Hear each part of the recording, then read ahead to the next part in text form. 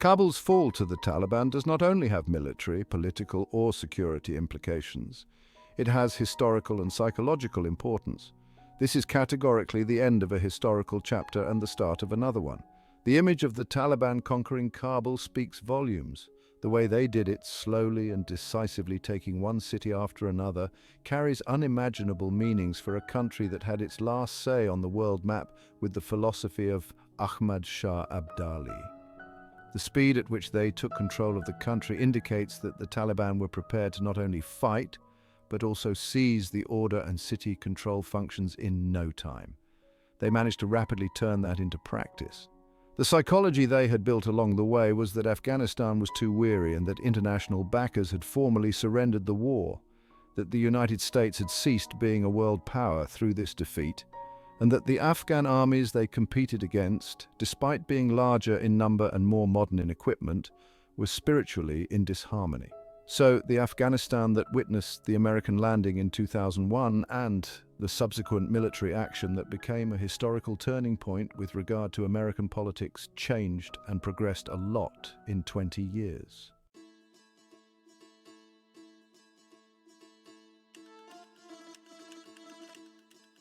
Background of Afghanistan. Afghanistan was part of the ancient Persian Empire, later named the Indian Empire. Persia administered Khorasan as a buffer state. The country that lay between the Indus River and the western boundary of India was culturally and politically different from India. Even geologically, it is separated from the rest of the Indian territory by the Hindu Kush, dominating Afghanistan from east to west. For 2 millennia, the people of Afghanistan have embraced many alien movements and have acted as a frontier between civilizations. Among the most famous groups recorded in antiquity are the Kayanian, Achaemenid, Seleucid, Parthian, Greco-Bactrians and Kushans. Records of the ancient Indian dynasties mention the Mauryan and Satavahana dynasties, which have influenced Afghanistan. Scholars have proposed different explanations related to the origin of the Afghan people, most of which have been related to the migration of Aryans in the first centuries of the present era. The hypothesis of the Aryans' migration to the present territory of the Da Valley del Hindu Kush, after crossing the Bosporus and the Caspian Sea, has the presuppositions mentioned by specialists in the chronicles of the life of the valley and in the engraved stones of the mountains. The studies about the Aryans constitute a meritorious contribution. The second supposed migration concerns the Scythians, who, from the sons of the Doab Delta, carried out a long migration and settled in the present region of Kunduz. Prior to this, different reports have been mentioned about the origin of the Scythians. Before reaching the steppes of the Caspian, they prolonged their settlement in the regions of the Maruyans and the Masa Gettai.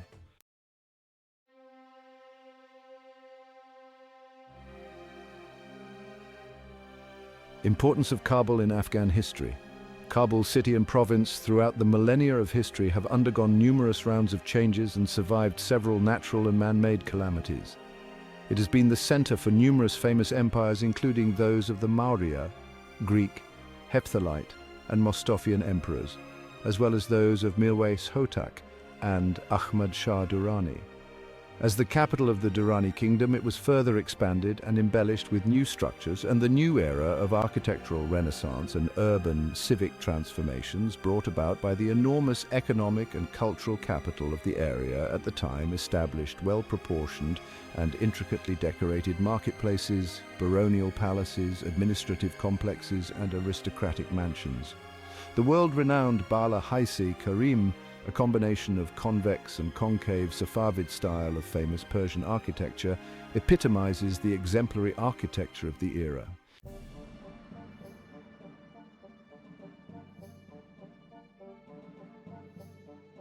Purpose and scope of the study. This study emanates from that fateful chapter in history. It seeks to establish a link between political, socio-economic developments in Afghanistan, its strategic significance, the goals and political needs of great and middle powers intervening in the region, the nature of military interventions, the institutions and forces of imperialism, and the emerging equation between the missionary objectives of a westernizing ideology or powerful industrial corporate interests on one hand, and the nature and role of armed jihad by the forces advocating a reversion to religious purity as reflected in the Sharia on the other. It analyzes how religious ideology began shaping the nature of the anti-imperialist war with the arrival of foreign troops on Afghan soil. It is divided into sections. Parts of Chapter 1 are devoted to captivating Afghanistan's strategic real estate, revisiting the battlefield of great games. The principal objectives of the thesis are to understand the historical forces at play in Afghanistan and to assess the impact of their interaction on the future political and economic development of that tormented land.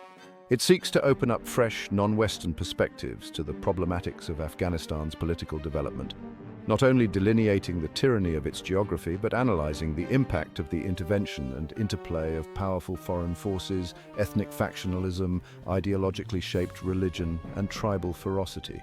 The study aims to serve as a wake-up call to policymakers on the danger of embarking on an open-ended military involvement in Afghanistan and promote a more realistic understanding of the repercussions of external armed intervention. It assimilates and sifts through fundamental source materials which may provide key insights into Afghanistan's modern historical, political, and economic destiny, paving the way for new ideas on its future.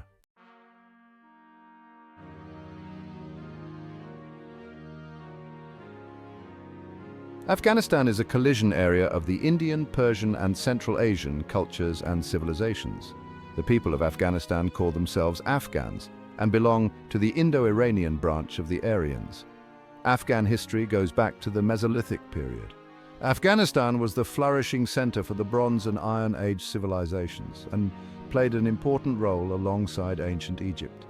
The multi-bounded and multicultural history of Afghanistan portrays the development of civilization from the west to the east of the country, while from the northern provinces to the southern ones portrays a civilization's collapse from east to west.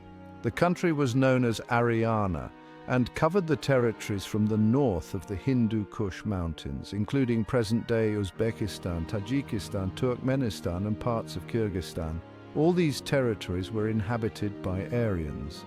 The four rivers of Herat, Helmand, Harirud, and Wade were the colorless rivers of Darius the Great. Islamic rule was introduced to the country at the end of the 7th century, after the second Caliph Umar's forces occupied the city of Herat in 643.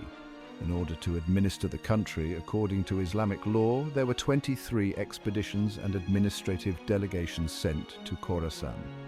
The first administrative delegations failed, but the Safarid dynasty in Sistan and the Samanid dynasty in Bukhara, Samarkand, and Balkh were able to unify the country from 867 to 999 as the first Islamic rulers in control of the territory. From this period, the medieval period of Afghanistan officially begins with these two independent dynasties.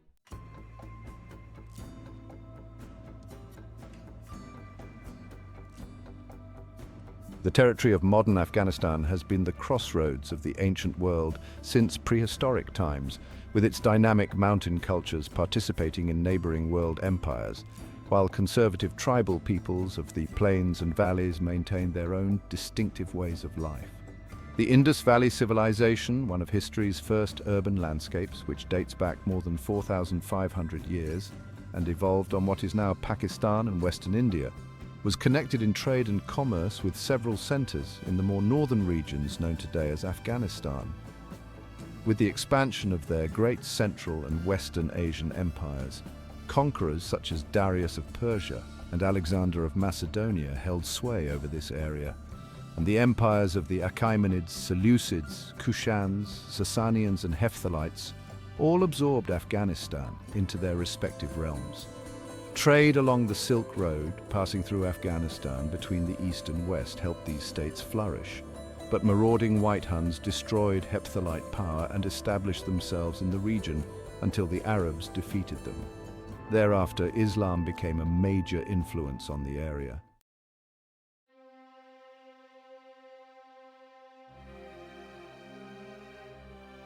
Afghanistan's bipolar and functional imagery evolved from the mid-19th century struggles between the major powers, Britain and Russia. Afghanistan served as a buffer state between the two expansionist empires, Russia tried to expand its sphere primarily through southern wild nomadic conflicts, hoping to expand the turmoil caused by its efforts to induce the population to fight overwhelming British forces and to fuel the rebellion in British India to weaken Britain's rule in the Indian subcontinent. With the arrival of the British in India, the Russians fought in Afghanistan and tried to pull it from the orbit of British power. This mechanism is the basic feature of the interests of the major empires in Afghanistan. Each colonial power has treated Afghanistan and South Asia differently. Each view pursued Afghanistan's politics but retained a strategy that followed the basic principles of colonial expansion: aggression, imperialism, and capitalism. The interests of the British and Russian empires were intertwined with Afghanistan's internal issues and were directly related to external issues. Britain sought fertile ground for the British Indian Ocean governance strategy. Afghanistan was located on its access path, and the British were concerned about Russia's attempts to enter the Indian Ocean and the Gulf rather than just the northern half of Afghanistan. The British Empire's establishment in India was expanding their colonial empire.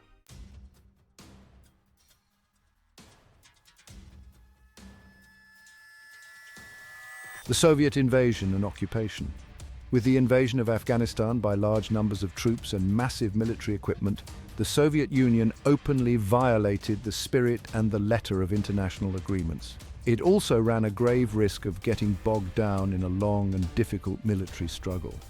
The Soviet invasion of Afghanistan was prompted by the changed balance of forces in Afghanistan following the progressive consolidation of the Democratic Republic, and by the turn of affairs in the capital in the final months of 1979. The Soviet military intervention was specifically intended to prevent the creation in Afghanistan of a regime that might jeopardize the implementation of the Soviet Union's consolidated plan for the subversion of Kashmir, and to secure for this plan the support of a friendly Afghan government. The direction of Afghanistan's foreign policy was the second immediate aim. A third one was to block future appearances of an anti-Soviet regime. The Soviet Union destroyed the Karmel regime in an effort to preserve some of its earlier gains. The short-term advantages that the Soviet Union hoped to derive from the invasion and the experiment with a parade of puppet regimes, however, proved to be irrelevant and minor in comparison with the enormous and lasting costs. The primary domestic aim of the Soviet intervention was the liquidation of the Islamic Revolution, which threatened to spread beyond the narrow confines of Afghanistan, the rapid restoration of peace in the cities, and the revival of a more neutral regime. The Soviet Union's goal was to reduce the extreme costs of its earlier political defeat and to safeguard by military means whatever might still be saved from past achievements.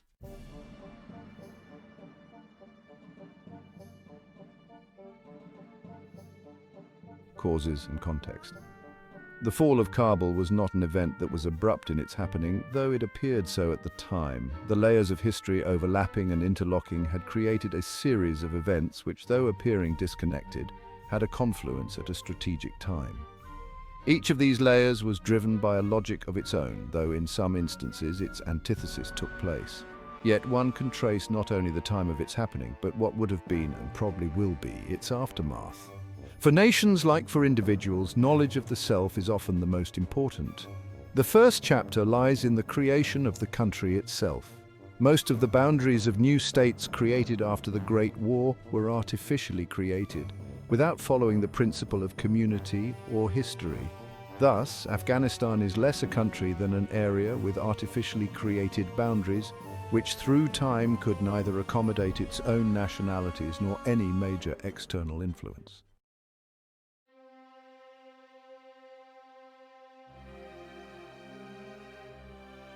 Impact on Afghan society. The communist coup's impact on Afghan society proved deep and far-reaching. From that day on, trust and love between the state and the people were lost completely.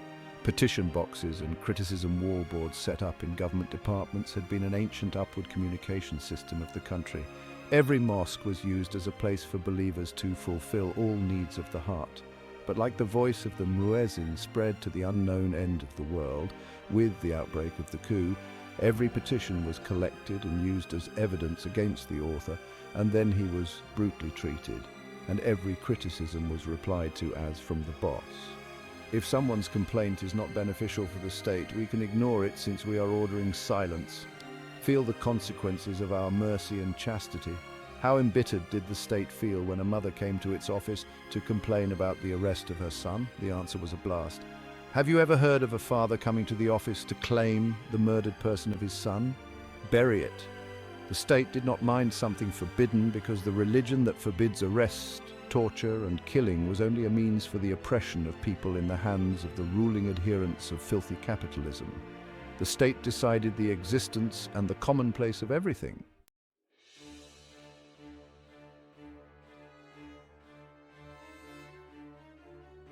Resistance movements. Some smaller resistance movements also fought the Taliban. In the northwestern province of Badghis, General Sulaiman Shahidi and General Sultan Ali, both affiliated with the Sayaf party, fought against the Taliban for years. In the central province of Bamyan, a former Afghan soldier named Hazara Kadem and his group of fighters also put up a national resistance. In Herat, it was Ismail Khan who put up a significant resistance, although he at times appeared weak and many people who had been under his rule did not support him at all. In Afghanistan's northwest, Dost Muhammad proved to be a true thorn in the Taliban's side. Dost Muhammad fought the Taliban to the very end in Faryab. In Farah, it was the Tajik Amanullah Khan and his group of Mishtun supporters that fought against the Taliban. The war between the Taliban and the Dons proved to be very difficult, and both sides suffered high casualties.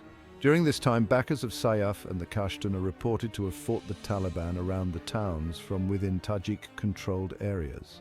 Fighting also often took place in the towns. Personal grudges in Sayaf's vicinity became an important means for people to come together and organize an effective resistance group.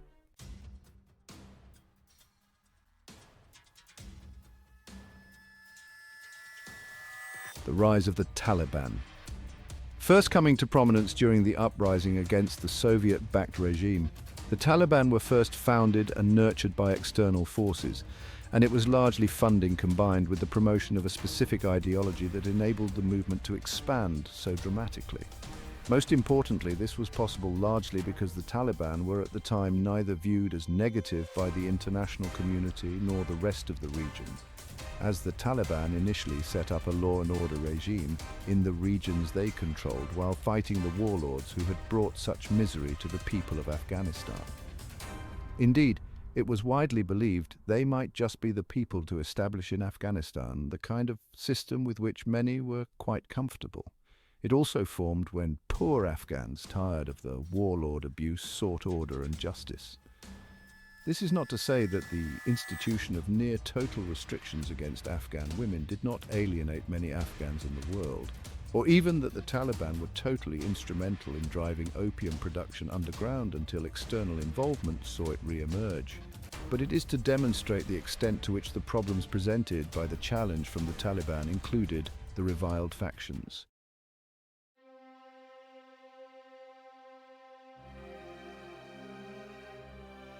The word Taliban means religious students. The group was created based on a grassroots movement of students and other individuals who had been educated in madrasas. Upon its creation, the Taliban was a small, local and sectarian group. In the context of the power struggle that began after the withdrawal, when the groups and leaders of the Mujahideen divided based on ethnicity and ideological differences, the Taliban emerged on the scene, recruiting newly orphaned youth and leading resistance to the post-government in Kabul, dragging local leaders and local Mujahideen to their side. It was enabled by the confusion sown by the interrelationship between the simultaneous absence of the Soviets and the unsustainability of the Kabul government that followed. Initially, the Taliban did not attract international attention or support, but by late 1994, they had taken Herat and were moving toward Kandahar. The Taliban's mandate is to create a pure Islamic state based on their own understanding of Islamic law. Their activity is rooted both in their sectarian connections. They belong to the Hanafi branch of Sunni Islam, and Hanafi law is the law of most Afghans, and in their economic interests, which connect the leaders of the movement to the drug trade. They both profit from the drug trade and seek to monopolize it. They crossed into Afghan nation building by promising social and physical order. saying that chaos and disorder existed because these previous leaders could not create a state governed by law. Afghans already knew this genuine need, and they supported the promise. What could go wrong?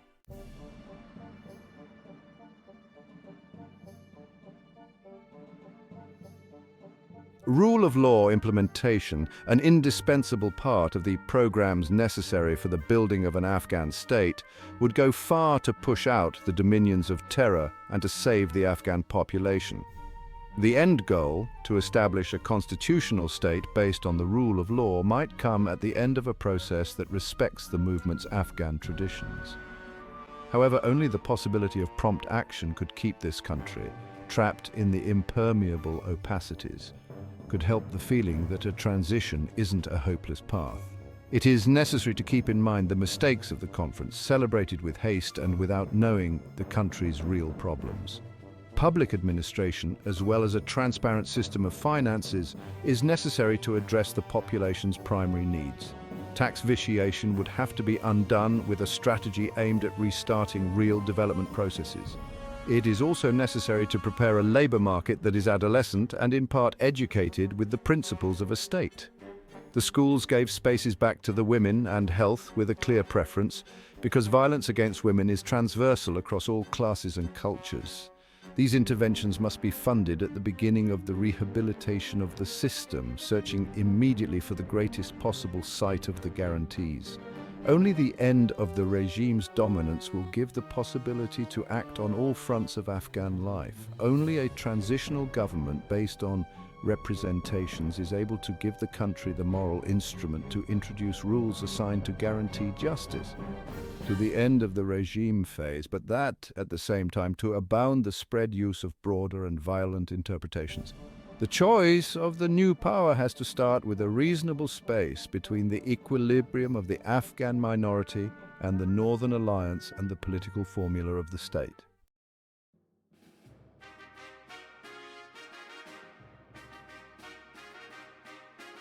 US intervention and the establishment of the Afghan government marked significant turning points in Afghanistan's modern history.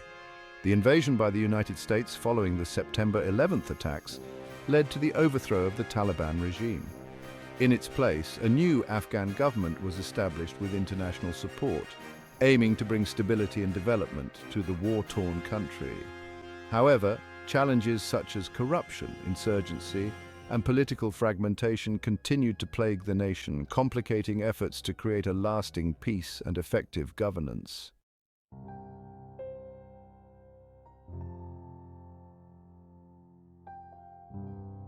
On August 15, 2021, President Ashraf Ghani fled the country amid rapidly advancing Taliban insurgents. Their speed was beyond what the US intelligence community had predicted or planned for. Ghani's earlier assurances that a military victory was imminent had been given stability, but the Taliban captured Kabul and the Afghan government dissolved. A little over 2 weeks after he said the city was not under threat, Ghani left, creating a shifting, disillusioned Afghan, leaderless and despairing. Secretary of Defense Austin and the chairman of the Joint Chiefs of Staff, General Milley, had briefed President Biden that it was possible the Taliban would overrun the capital within a few weeks, but the damning indictment by former Afghan ambassador and other analysts turned out to be more prescient in warning about the potential for a collapse. At a July press conference, Biden had also dismissed the possibility that the Taliban could move quickly to encircle Kabul. The day and the images of Afghans clinging to departing US aircraft had enduring consequences, reinforcing the doubts of American adversaries and allies around the world. In the blink of an eye, the country was engulfed in chaos. The military planning assumption was that US forces would not withdraw until their citizens and diplomatic personnel were out of the country. Such an assumption reflected the intimacy and trust that often exists between military and diplomatic personnel serving together abroad in a difficult location. Those US personnel and their families trusted their military forces, and the Biden deadline was set for the end of the spring of 2021.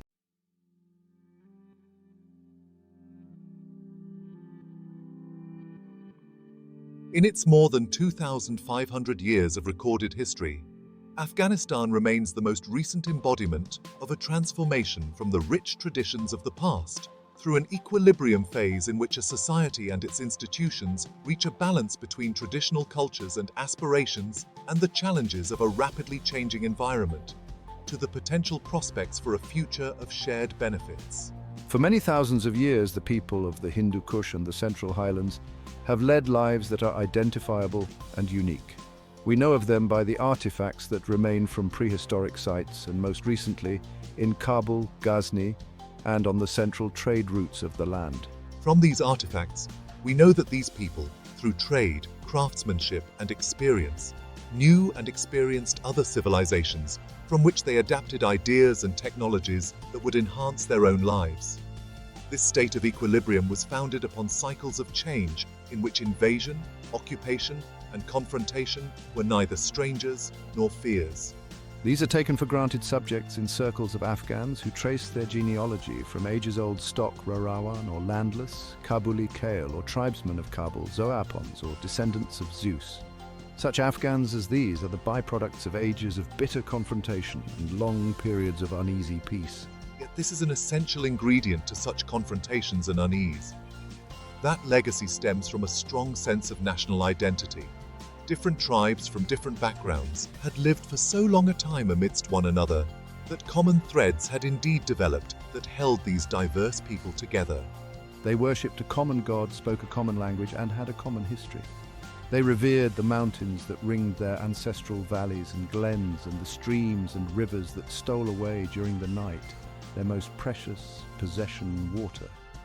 These people were self-sufficient and isolated, their very self-confidence and sense of identity, which ensured a lasting peace as long as basic needs were freely available from their environment, were also a source of danger because they felt little need to adjust to a rapidly changing outside world until such intrusion was invasive.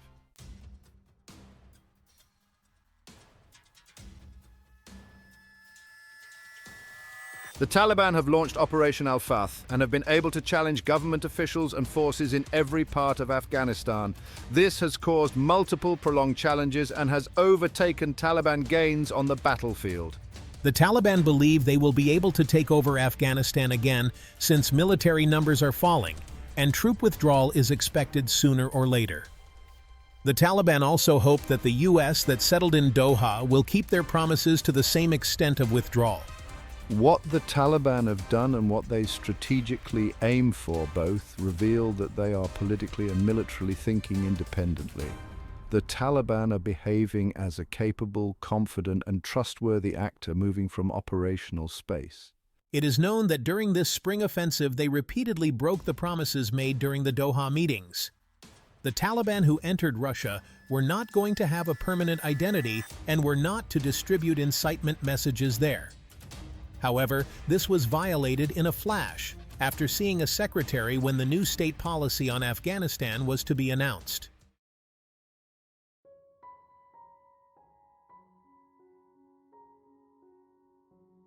A number of countries reacted to the horrifying news of the Taliban's fast military advances and the collapse of the Afghan Republic with shock, alarm, frustration, and expressions of regret. The most senior US, British, Canadian, and other NATO, as well as EU politicians and government officials, had high expectations after their past major financial, military, and development assistance to all sides and actors involved in the Afghan wars. According to them, the expensive program had been successful in ending the long decades of obstruction and abuse of fiercely protected women's and girls' rights, and had been leading the way to a stable and inclusive democratic Afghan society. Many countries attempted to work together to prevent the insurgent militants from carrying out their armed intentions and wished to stabilize Afghanistan with a humanitarian response to their abuses and offer an exciting range of options for their exit and pave the way for a structured transfer of power in an inclusive and orderly process. Representatives of the North Atlantic Alliance and many of its states were disappointed by the Afghan army's sudden and large-scale mass desertion to the Taliban insurgents at the most significant and symbolic point of the withdrawal of US troops and their military allies. It soon became obvious that their Cold War concerns were the potential security crisis that had arisen out of Afghan peace and reconciliation policies that generally showed little concern for or interest in the country's fait accompli. A spokesperson for NATO offered a vague reference, undeveloped plan for the future, and an alliance promise stating that they would provide post-departure emergency reserve advice with up to 4,000 armed soldiers and arrive as fast as possible with options in order to actively reinforce and help the more limited number of troops that the US had left behind. In his heart, the weak spokesman confidently assured the gathering of the 30 member states' capitals, Central Command, and the outside world that the failure of the train, advise, and assist policy was the intentional goal of the pact's members. Once they returned home and back to their daily activities, their politicians, diplomats, military chiefs, analysts, and foreign affairs ministries jointly participated in the North Atlantic Council's meeting. Its communiqué expressed their leaders' extreme concern about the situation and announced that the alliance was collectively repositioning itself in the area.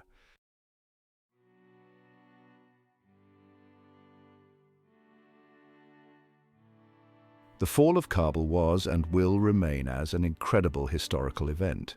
It was inevitable considering the crumbling infrastructure, the wavering resolve, corruption, and inefficiency. Nonetheless, the swiftness of the fall surprised even the most experienced experts.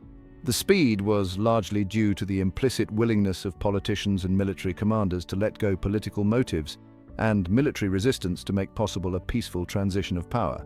Despite all the flaws of the former system, its sudden disappearance was so complete that the social roots it had put down in some 35 years were removed from the heart of the Afghans in only 3 days, and subsequently most of around the other country in less than a fortnight. From today's perspective, neither the troubles nor the solutions in the post-Taliban era are debatable. The trouble was externally funded or imposed from outside. The solution should not have come from the collective will of Afghan neighbors, nor from boots on Afghan soil. Each of the 3 post-victory chapters has diverted time and resources from one another and prevented completion of the necessary international commitments for each and everyone to be a success in their own right. Peace remains an absence and was a luxury from the moment, late September 2001, when the US dismissed the Taliban offer to turn bin Laden over to a third country for trial. 4 days of intense and stormy bombings were to follow.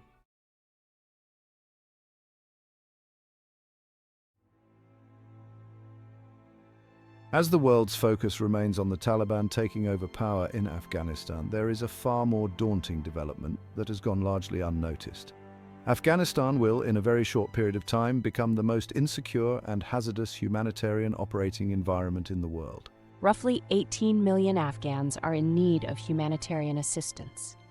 That figure will likely reach 20 to 22 million, or approximately half of the estimated population of 42 million people whose capacity to meet the basic needs of food, water, and health, long-term survival, are being drastically affected immediately. International humanitarian non-governmental organizations have been unable to operate within areas controlled by the Taliban since they were removed from power in 2003. Of the Afghan population in need, historically 80% of those assisted by the international NGOs have been within the Taliban-controlled areas. At the time of publication, NGOs have already begun to evacuate international staff and reduce operations to the bare minimum in a number of areas in anticipation of the Taliban taking over the government. A humanitarian operation that the world will need to sustain quickly. 45 million Afghans will become almost exclusively government-to-government-based aid. United Nations agencies, bilaterally and through contracts with for-profit consultancies, will implement the assistance. United Nations and other internationals up to 80% of need. Generally, they implement about 40% of that program with a pool of international expertise, management, technical, and operational generalist workers. However, the experienced pool of generalist workers have suddenly been called back to headquarters and mission, and they will not be allowed to return as the established protocols will have been changed. Only long-term staff whose jobs are program-specific will begin to rotate into a partially staffed office depending on which province remains in the international organization's security protocols. Longer programming, monitoring and assessment will be conducted from Dubai and Islamabad as long as the social, service and operational connections hold.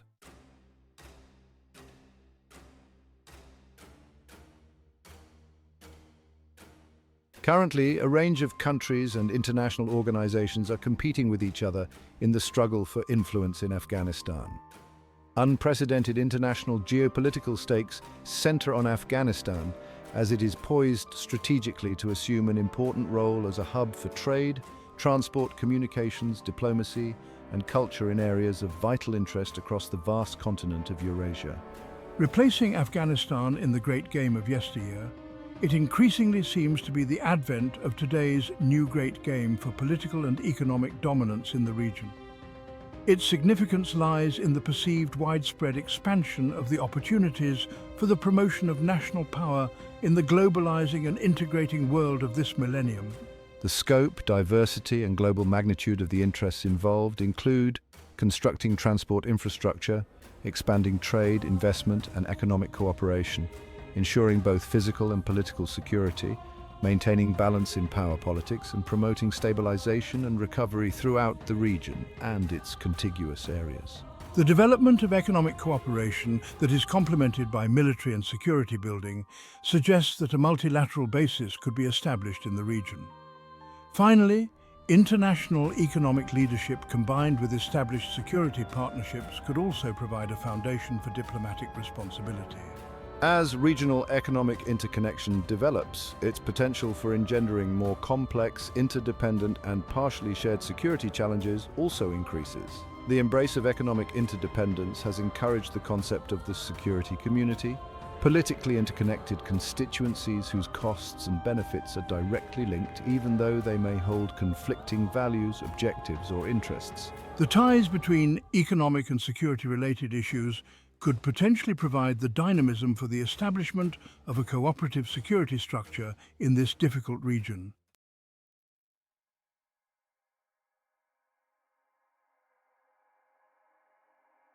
Challenges for the Afghan people. At the floor of Afghanistan's ancient trade routes lies a people among the most hospitable and brave in all the world.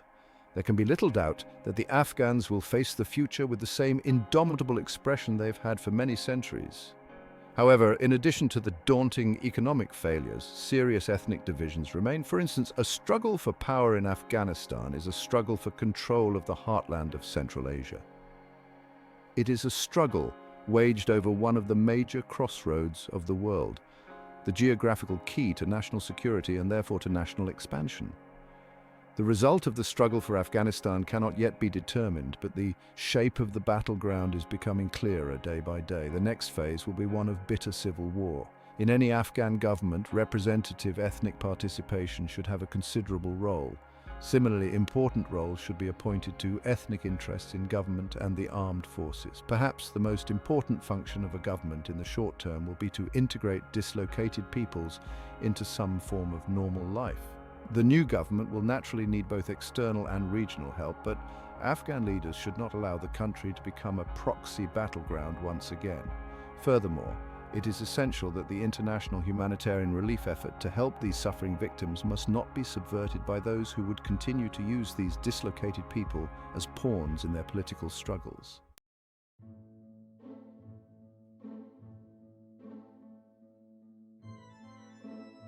The immediate future is grave. Afghanistan suffers the functional breakdown of multiple centers of authority. There's no consensus leader or party that can galvanize the multiple power centers of the state to defend the authority and integrity of the republic. There is a scramble to preserve and protect vested interests and a consensus only that the Taliban should not return to power. The disintegration of the state is well underway, and the fast collapse of the host state is a blow to all the preconditions of a successful peace process. The outlook is acceleration on the motorway to fragmentation. One must regard any processes that may find their center in Kabul and that take on the form of an attempt to halt and reverse fragmentation as significant and deserving of attention. Standing toe-to-toe with others that stand in the motorway to negotiate the formation of a consensus authority that can govern in Kabul are efforts worth supporting. As a matter of simple strategy, such offensives should at once be formalized by a political outreach to elites both inside and outside of the Taliban forces that plan to govern a reunited Afghanistan once forces do withdraw.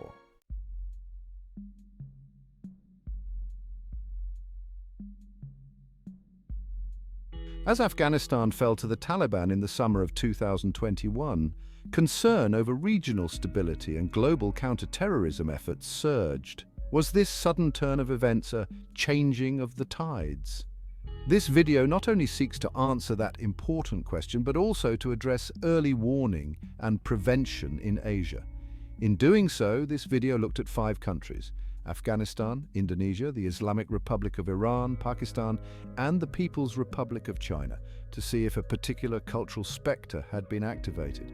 In the process, this project endeavored to make a research innovation, the stock and flow model that tracks 3 basic forces: internal, external, and cumulative, pushing a particular societal grievance over a tipping point to major protest, separatism, and civil conflict.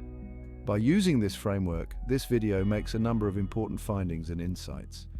There are 3 key points, as well as many other useful implications that emerge. First, at the systemic level, at first glance, nothing seems to be out of the ordinary about this shift. The international political field has been much changed by the end of the global Cold War. However, at a deeper level, this outcome is a profound challenge to believers in global democratization and modernization theories. Many features of the new hybrid international system do not look at all like these models' predictions. High levels of political violence, failed states and systems, underdevelopment, ethno-nationalism, widespread counter-terrorism behavior, and the rise of China's autocratic political model. This year's very difficult report revealed that Asia's stock of political freedom declined for the first time in many years.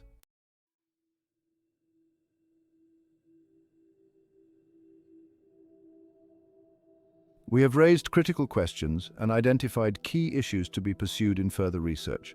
There will be other critical questions and issues that will occur in future research.